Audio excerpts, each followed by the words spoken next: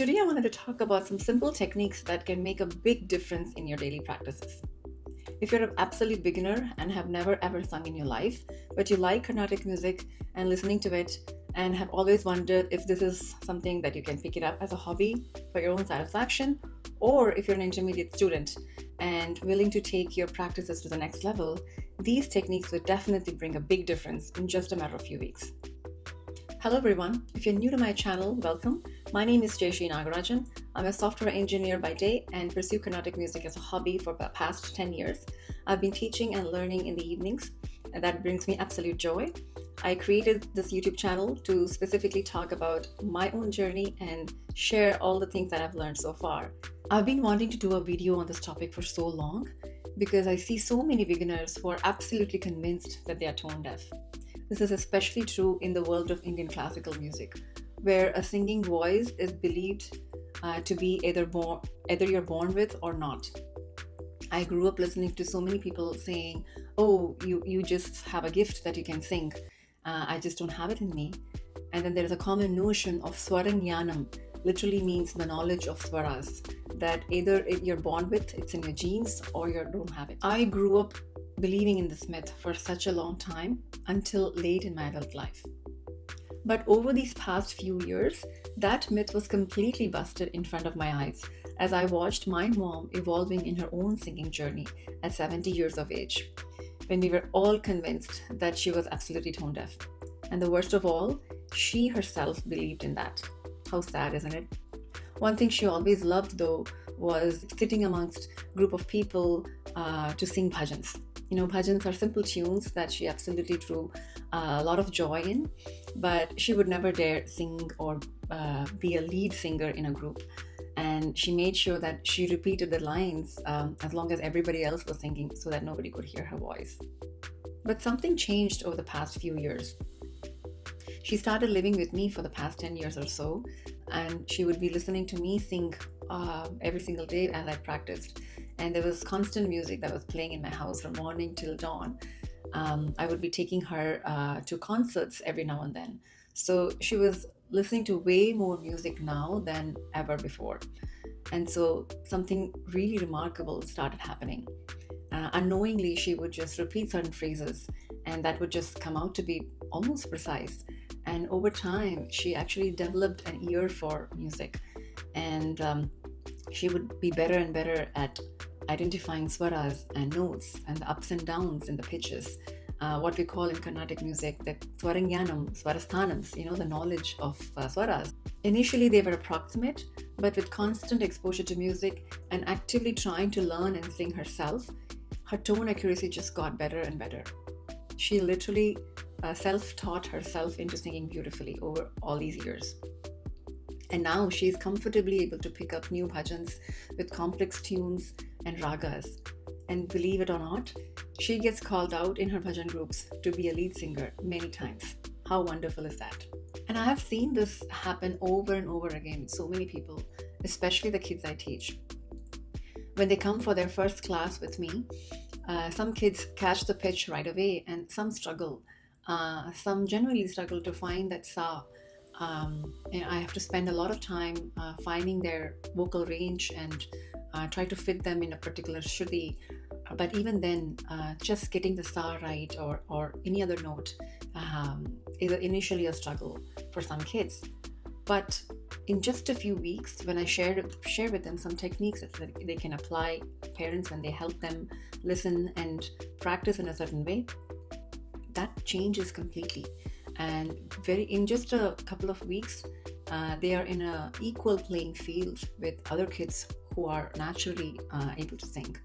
And once they are able to identify the swarams and the swarasthanams, their learning trajectory is entirely different. There's a process and specific techniques that I'm hoping to share in the future videos. But at the minimum, I think there are 3 core pillars that act as a foundation for your practice, without which your growth will significantly stall. The first pillar is listening.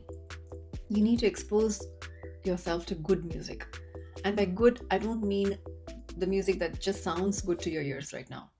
Because sometimes for Carnatic music, for this to become palatable for you, you need to acquire the taste. It's like any food, right? So initially, you may not like it naturally, especially the old recordings of stalwart with wands. Those are those are considered generally a good source of music because everything that we know today of Carnatic music is through generations of passing on these wisdom through these great gurus and stalwart musicians. So immerse yourself with lots of concerts and just listening passively, consuming this constantly, even in your sleep, or if you're in the kitchen cooking, or in the car driving, just playing them constantly without actively trying to learn necessarily, just playing them in the background all the time can make a huge difference. And over time, you'll notice that your ability to identify ragas, ability to respond to certain emotions that certain ragas generate, that'll naturally become part of your journey, and you'll start enjoying Carnatic music in ways that you've never done before.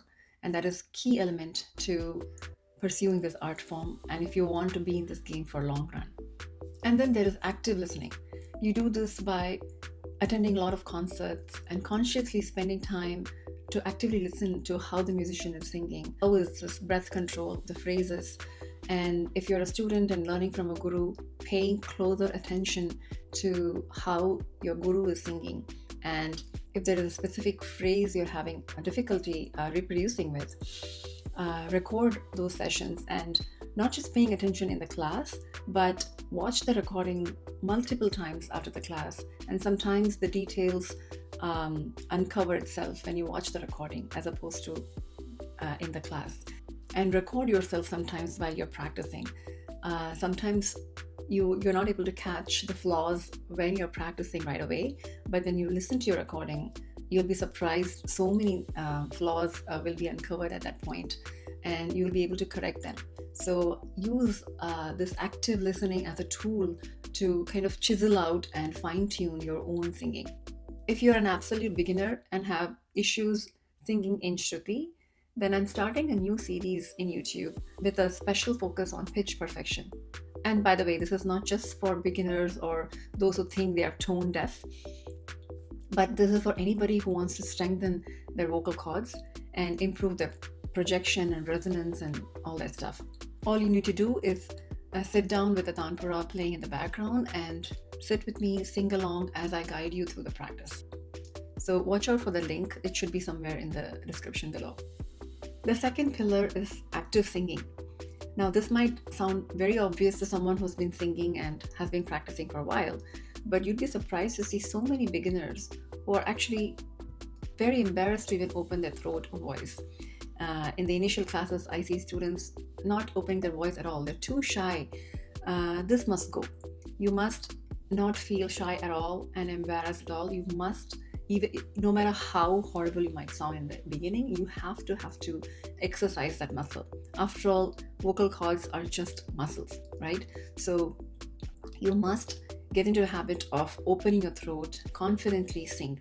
Active singing might look like consciously spending time in sharpening certain part of the phrases. For example, you take smaller bits, smaller chunks at a time, and really spending time on that phrase until you master over and over again, like multiple repetitions and consistent practice every single day. And the third pillar that makes all the difference between a good singer and a professional singer is a system that actually works for you. Now, let's be honest. None of the things that I'm talking about in my videos is novel or new in any which way, right?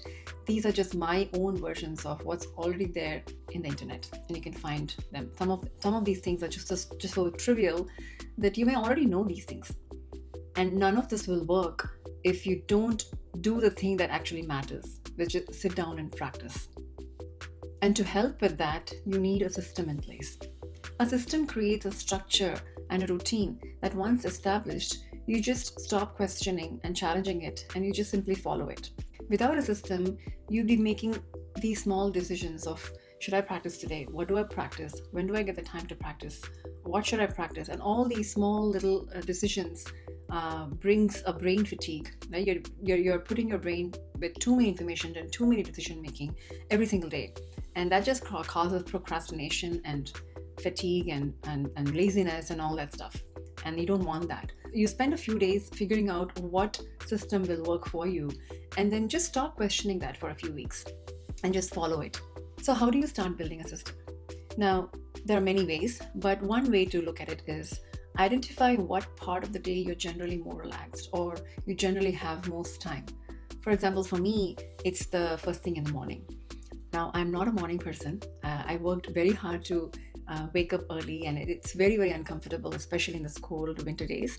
But I know that if I skip that morning window, very less likely that I'm going to be able to make time for practice.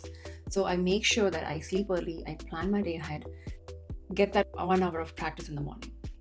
Identify what part of the day you generally have those extra hours going wasted.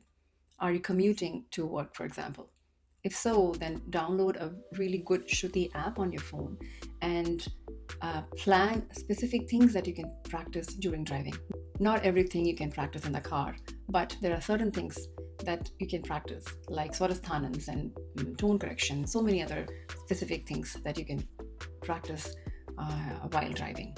Or if evenings work the best, after all the chores are done and you're done for the day and you're tired and music brings some peace and relaxation, then set aside that 30 minutes and set an expectation in your house that nobody can disturb you for that 30 minutes.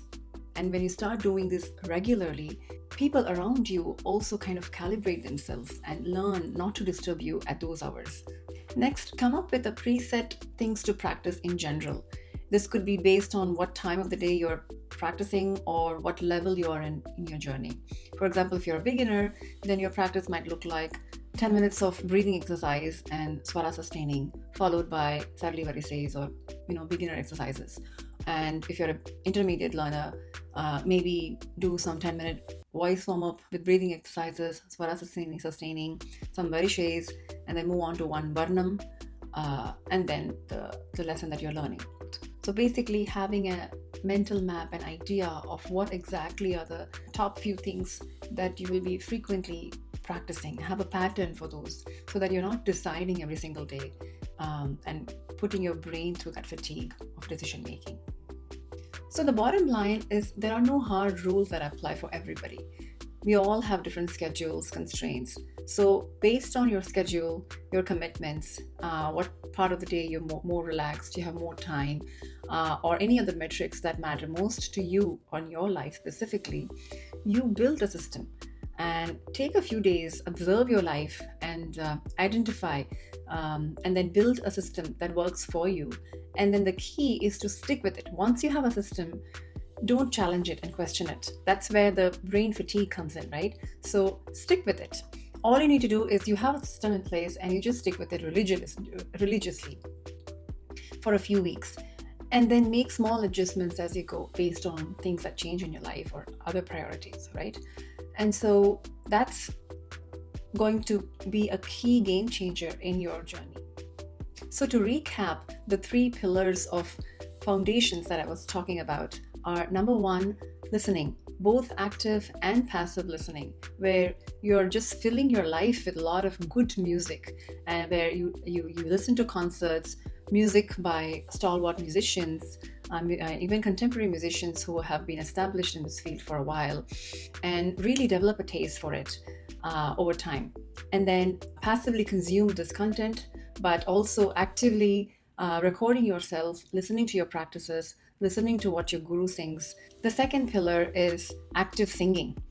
Doesn't matter what part of your journey you are in, beginner, intermediate, advanced, if you don't sit down and actually practice actively, repeating multiple times, and not just singing a composition from start to end, but stopping, pausing, identifying the flaws, and then listening to yourself and fine-tuning and repeating the same phrase over and over again 1,000 times is what's going to make the big difference. And the third pillar is a system that actually works.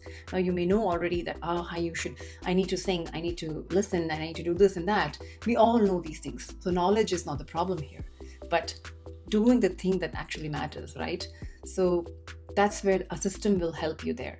So build a system that works for you based on your schedule, your commitments, your constraints in the life. And then once you have a system in place, just stop questioning that every single day. Just blindly do it as a religion, at least for a few weeks. And then you're going to learn whether your system works for you or not, and what small adjustments you might make.